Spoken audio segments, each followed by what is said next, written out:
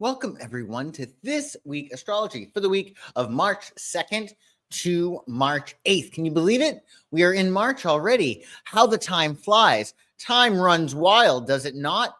It certainly does, if you ask me. So welcome to my channel if you're new here, and welcome back if you're returning. I'm Joshua the Psychic. You can check out my website, psychicsun.com, if there's anything I can do for you. All my links are in the description below, including a wealth of resources. So do check those out if you are so inclined. So before we get into the week ahead, let's reflect back on the current week that we're in now, if you're catching this live, or the previous week. Hey, Kelsey, nice to see you. Happy Friday to you. So Mars has gone direct. It went direct on February 23rd. Hallelujah.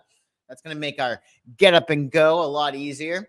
It's going to help us to really focus our energies, and we're going to have more power and more momentum, right? So do enjoy this. We're not going to have Mars retrograde again until January 10th, 2027, which is great.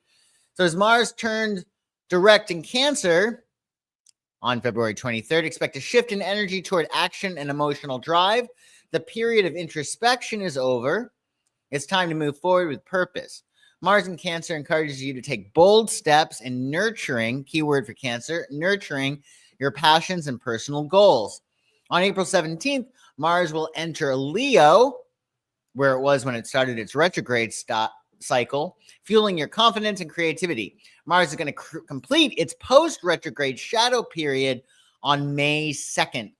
So although Mars is direct, it's still a little bit slow. It's not completely up to speed and won't be until May 2nd.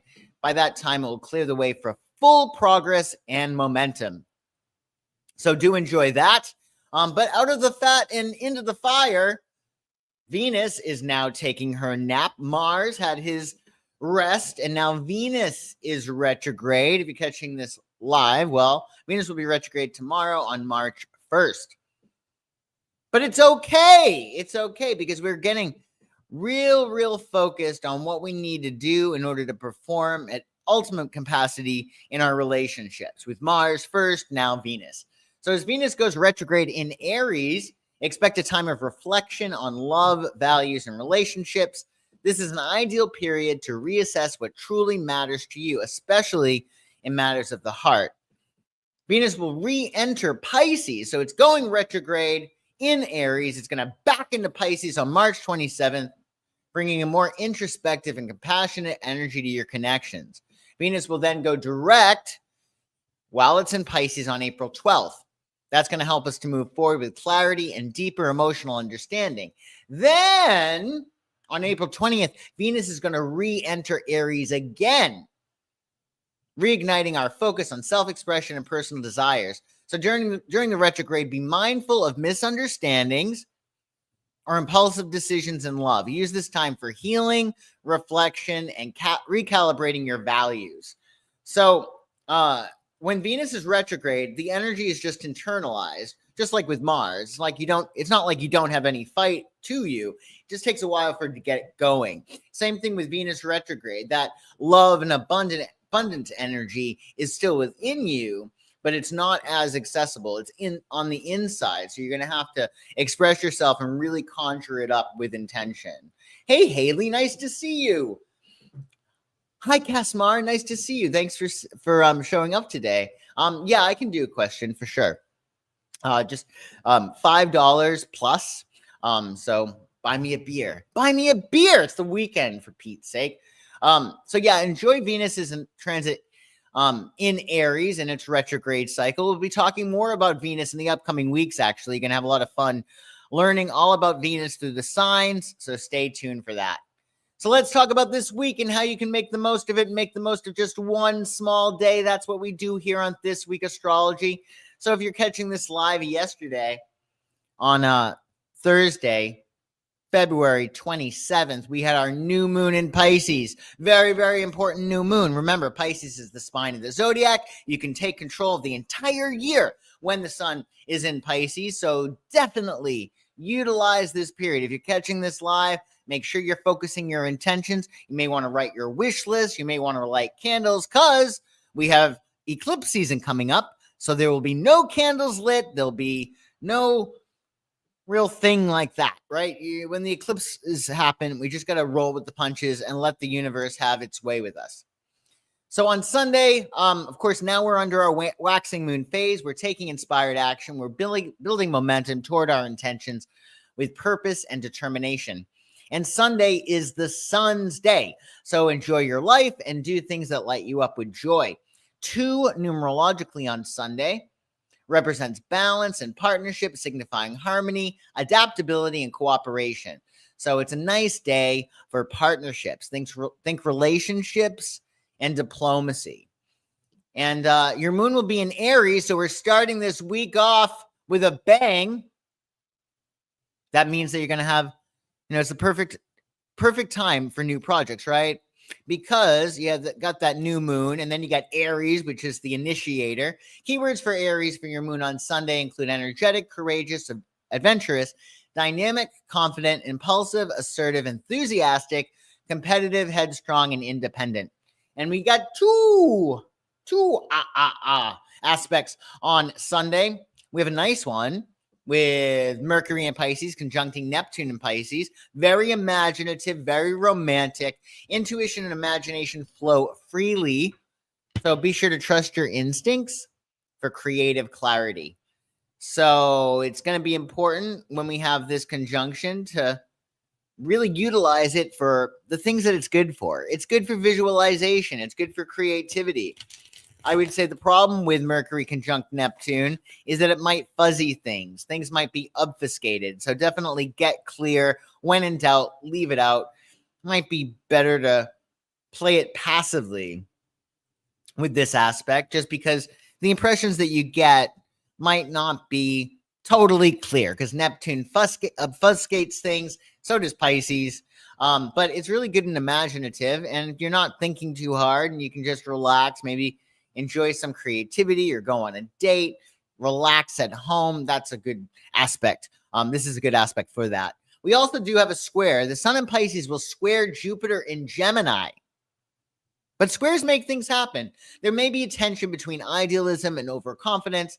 So just stay grounded when embracing new ideas. You're probably going to want to get a notebook. Just jot things down. You're probably going to have a lot of ideas on Sunday. Lou Reed had this aspect in his chart. He had his sun in Pisces, and that squared his Jupiter in Gemini. Yeah, so maybe listen to some Lou Reed, some Velvet Underground. That's very Pisces. He was a Pisces as well. His birthday actually was on the new moon this year, February 27th, and he was born in 1930. He was a Pisces. Lou Reed was a Pisces with his moon in Aquarius, allegedly, and his ascendant in Capricorn. That's pretty cool. So enjoy some Lou Reed. What's your question? Oh my goodness. Thank you, Kelsey. It's a pleasure. The pleasure is mine, Kelsey. You're going on a trip soon. How will this trip treat me, or how will it go? Can you tell me where the trip is? You don't have to, but that might give us some more energy. Let's see what's up with Kelsey and her trip. Shall we? Shall we do this together, folks? Let's see. So going on a trip soon. How will this trip treat me? What does Kelsey need to know about her trip? I'll ask that. Oh, you're going to North Carolina. Okay. What does Kelsey need to know about her trip? How will the trip treat her? Woo! A card fell. What falls to the floor knocks at the door, they say. Oh, North Carolina and Illinois. Okay. So how will this trip treat Kelsey? What does she need to know? And how will it go? How will Kelsey's trip go? How will Kelsey's trip go? How will Kelsey's trip go? How will Kelsey's trip go? Let's see.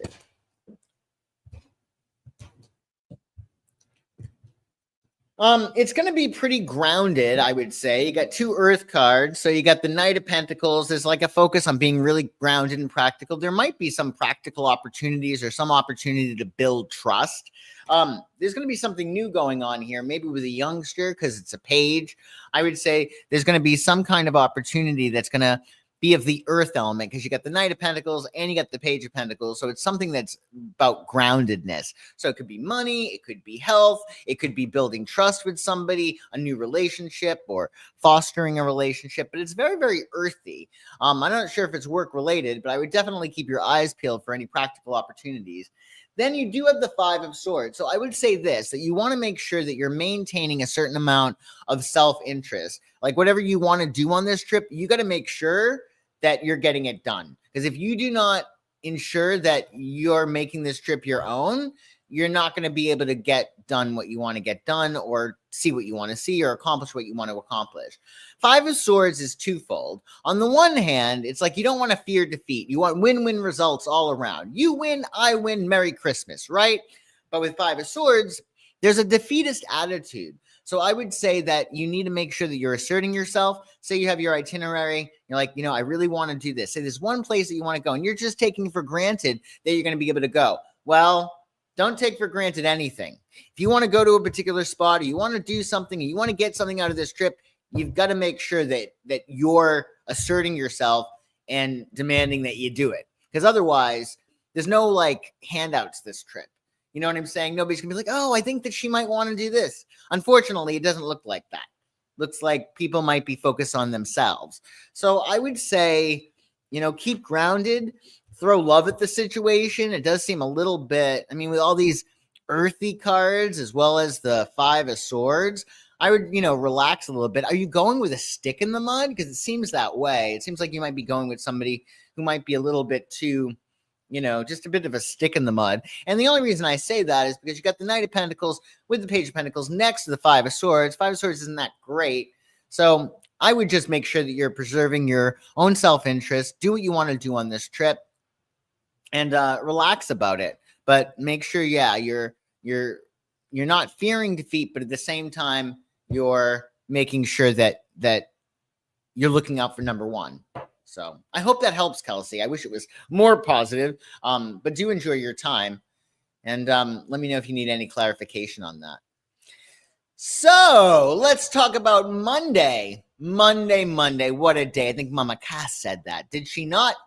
So we're, of course, under our waxing moon phase. What is love flows. What is not goes. We're drawing energy in, taking inspired action, building up that momentum. The moon's day, the most sensitive, poorest day of the week, is on Monday. So double down on your self-care and nurture your subconscious mind. Don't give yourself the luxury of a negative thought on the moon's day. Now, your moon is actually going to shift on Monday.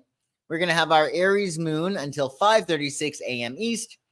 That's going to be the time before that, to take bold action and initiate new ventures. Come 5:36 a.m. East on Monday, the moon will shift to Taurus, which is going to ground the energy. It's going to help us to focus on stability and practical progress,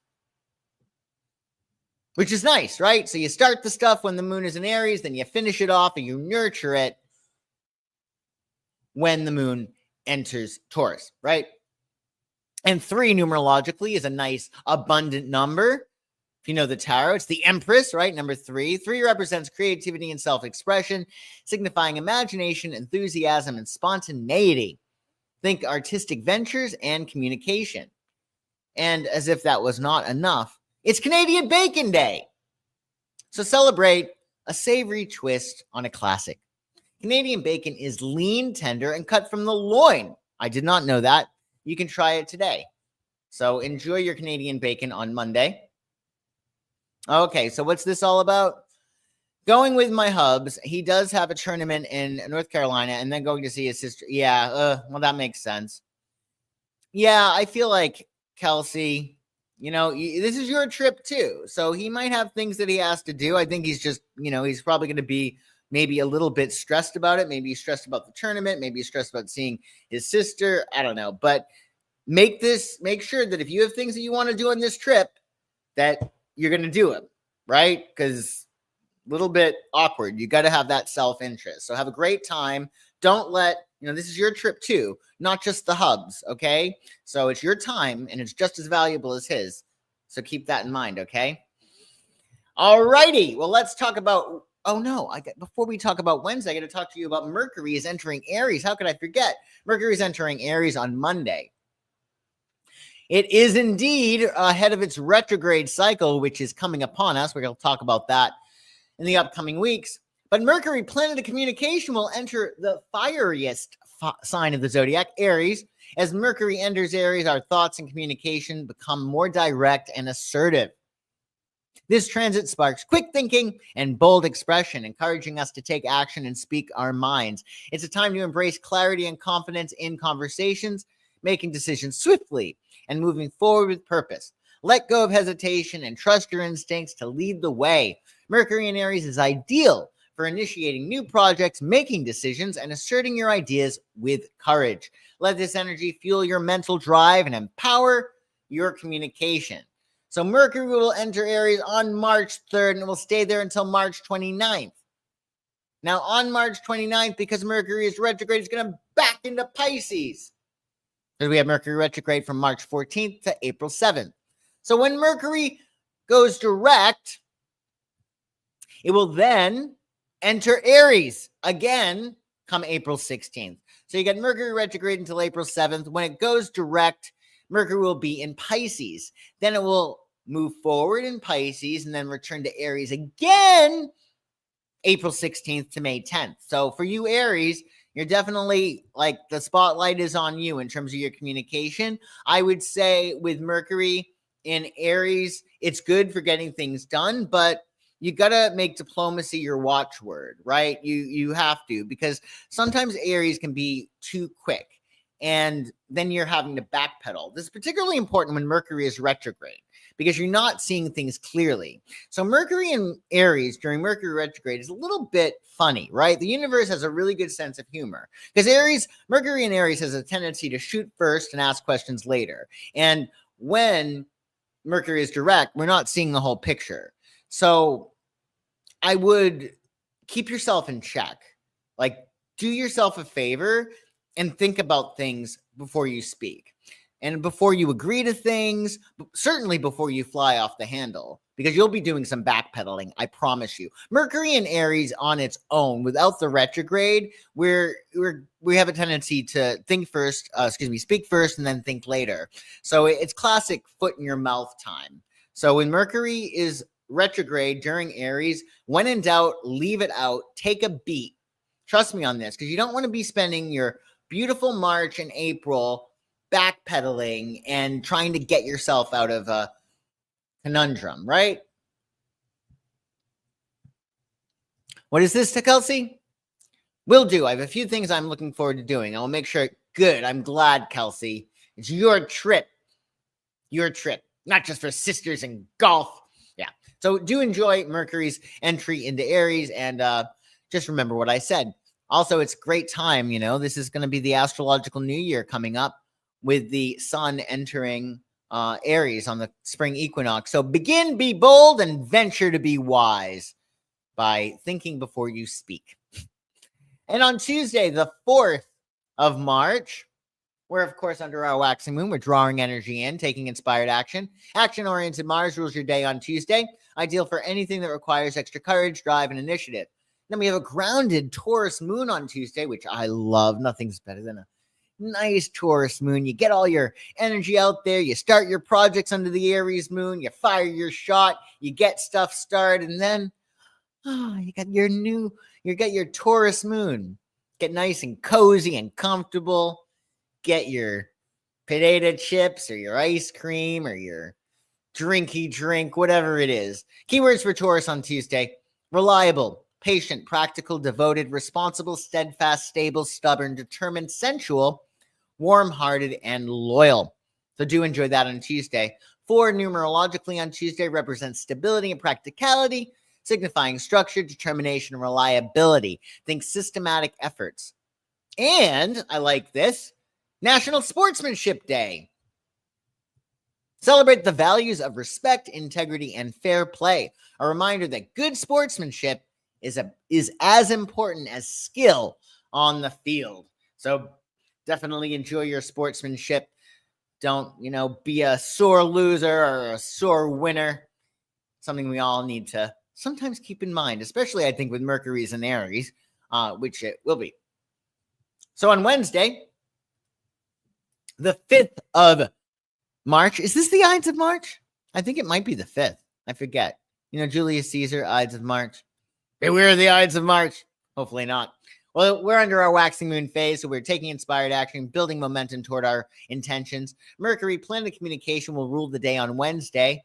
So expect lots of correspondences. Be flexible. You might want to pad your schedule with some extra wiggle room, as you never know what might come up out of the blue on Mercury's day, particularly with Mercury in Aries, and particularly with Mercury slowing down and soon to go retrograde. So better to under-promise and over-deliver. Definitely better to under-promise and over-deliver with Mercury going retrograde. Your moon will be in Taurus until 7:29 a.m. East on Wednesday, at which point it will then enter Gemini. So with your Taurus moon up until Wednesday morning, you're going to stay grounded and nurture what you've built. And that shift to Gemini around 7:30 a.m. on Wednesday is going to spark your curiosity and lively communication. It's a good day to bop around, multitask, make little visits, stop in, stay a while, leave quickly, And you got a 5 numerologically, which represents adventure and freedom, signifying curiosity, flexibility, and unpredictability. Think exploration and adaptability. And we get a nice, sweet, sexy sextile on Wednesday. Mercury in Aries is going to sextile Pluto in Aquarius. This is going to be really nice, actually. Really nice. Aries and Aquarius tend to get along beautifully, and this is just going to be a very, very powerful aspect on Wednesday. Bold ideas make powerful insight. So speak up and transform conversations. Nabokov had this aspect in his chart, which makes a lot of sense because his prose was just really beautiful. Like, what a great, great, great writer. And really, Aries are really good writers. They typically just are excellent writers. Probably because Mars, their ruling planet, rules sharp objects, and pens are sharp, right? Mars also, just so you know, rules haircutters or stylists, people who use scissors or sharp objects. Little fun fact for you. So do enjoy that on Wednesday. On Thursday, the 6th of March, we have our first quarter moon. So you make your intentions. If you're catching this live, you make your intentions by March 1st, right? Write your list. You might want to light a candle, do a visualization exercise, fill out your ideals worksheet, which you can get from our last video that we did last night. So be sure to make your intentions, right? But for this first quarter moon, you want to tweak. You want to see what's up, right? With that first quarter moon, it's all about tweaking your intentions and taking actions on your goals and making empowered decisions. So you want to just do a check-in. Okay, where are we at with these goals? How are we doing here? What do we need to tweak? What do we need to adjust? Jupiter, planet of luck, will rule your day on Thursday. So it's time to think big and doubt your limits. Go beyond your stretch on Jupiter's day. Stay loose, expand, and grow. And you got a Gemini moon on Thursday. That's going to make it quite chatty, talkative. Keywords for Gemini: adaptable, curious, versatile, communicative, witty, intellectual, energetic, youthful, lively, and social. And numerologically, it's a lot easier than the previous day when it was a 5. 6 days are really, really nice. 6 represents care and responsibility, signifying nurturing, protection, and service. Think empathy and commitment. And while you're enjoying that 6th day on your flirty Gemini moon, with that first quarter moon in which you're checking in your intentions and Jupiter is helping you to expand and grow, you're going to get to have some Oreos because it's National Oreo Day. A fan favorite since 1912. I had no idea that they were that old. Oreo's perfect balance of chocolate and cream is a classic we love to twist, dunk, and savor. So enjoy some Oreo cookies on Thursday. Yeah. Got to enjoy some Oreo cookies on Thursday for sure. So enjoy your Thursday and go beyond your stretch. On Friday, the 7th of March, we're now, of course, under our waxing moon phase. So we're drawing energy in, focusing on our intentions, what we want, what we don't want. Remember, we get what we focus on. There's no other main rule.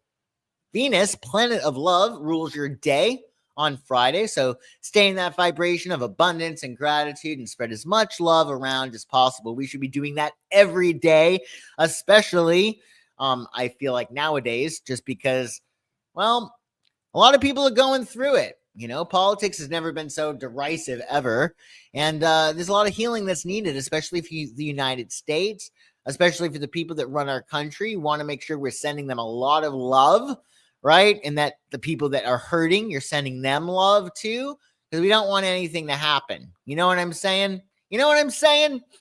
We want everybody to really be blessed by that energy of love. And it can start with you. So spread as much love around as possible on Friday. Celebrate your blessings. Celebrate you.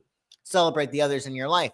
Maybe you're special someone you'll celebrate on Venus's day and have a date night. That's great, right? Your moon will be in Gemini until 11:28 a.m. East on Friday, at which point it will then shift to Cancer. So up until 11:30-ish on Friday, embrace curiosity and mental stimulation. Now, when the moon shifts to Cancer on Friday, it's going to enhance our intuition and our emotional connections. 7, numerologically on Friday, represents wisdom, introspection, and spiritual depth, signifying understanding and inner reflection. You might want to go out on a limb on Friday. A 7 is kind of that energy that upsets the balance. You can have a date night, sure, but it also is good for really setting yourself apart. 7 is kind of a loner. So I would just keep that in mind. You do have your Cancerian moon, so that might make you more sensitive. I would say probably a better night for a date might be Thursday, actually. I really like 6s for dates. And your key aspect, you do have this beautiful trine between the Sun in Pisces and Mars in Cancer. And Mars, like I said, is finally direct. So there's a harmonious energy you're going to get to play with. It's going to fuel your creativity and your action. Trust your instincts to move forward with confidence. Kurt Cobain in this aspect in his chart, he was a Pisces, obviously, but his Mars actually was in Scorpio, which is a wonderful placement for Mars. And we're going to actually get to enjoy that Mars in Scorpio this fall. We have Mars entering Scorpio in the fall, and it's going to be really nice, actually. A lot of other cool things that are going on this fall season. Of course, I'm looking toward May, because May, you're going to have Mars and Venus both out of its retrogrades and out of its post-shadow periods. I'm looking toward May. May is going to be great. So do enjoy that aspect. I would say that trine is really good for anything that you want flow, be it the date that you're going on, a creative project you're working on, exercise regime, cleaning your home, whatever it might be. And on Saturday, the 8th of March, of course, we're still under our waxing moon phase. We're taking inspired action, building momentum toward our intentions with purpose and determination. Saturn, planet of discipline, restriction, and responsibility, rules your day on Saturday. So you might want to utilize this day to set yourself up for a successful week ahead. Saturn restricts things and it makes things limited, but we need those limitations in order to keep things in order and to streamline our lives. So you might want to do what you can to get things all buttoned up, get your ducks in a row on Saturday, especially in your home, because you do have a domestic Cancerian moon on Saturday. Keywords for Cancer include protective, intuitive, nurturing, sensitive, emotional, caring, imaginative, loyal, home-loving, and compassionate. And numerologically, 8 represents abundance and power, signifying ambition, financial success, and authority. Think material prosperity and achievement. Also, it's Genealogy Day, a day to explore your family history and uncover surprising insights, maybe a few hidden secrets. Oh boy. So if you're doing your family tree, I hope you're sitting down. You never know what you might find if you do that. Go down that rabbit hole of genealogy. Maybe you'll do some ancestry.com. But like I said, brace yourself because you never know what you might find. You also, nowadays, with 23andMe and Ancestry.com, you could meet an old relative and you could become very close, right? You can enjoy and learn more about your background. That could be really good to connect with people that you hadn't connected with. And I would say with Mercury going retrograde soon, Mercury retrograde is really good for research. Because Mercury, the planet of communication, is slowing down, so we'll be able to find things. So if you're looking to do research, this retrograde is going to be great. So there we have it, folks. We went through it. We went through this whole week. this whole week of March, the first full week of March, which is super exciting. I hope everybody has a wonderful weekend, particularly a very, very happy new moon in Pisces cycle. Remember, you can take control of the entire year during Pisces season. So don't give yourself the luxury of a negative thought. Focus on what you want and not what you don't want, and take inspired action. I'll see you next week. We're going to be talking about the eclipse that is coming up. So stay tuned for that. I'll see you guys soon. Bye-bye.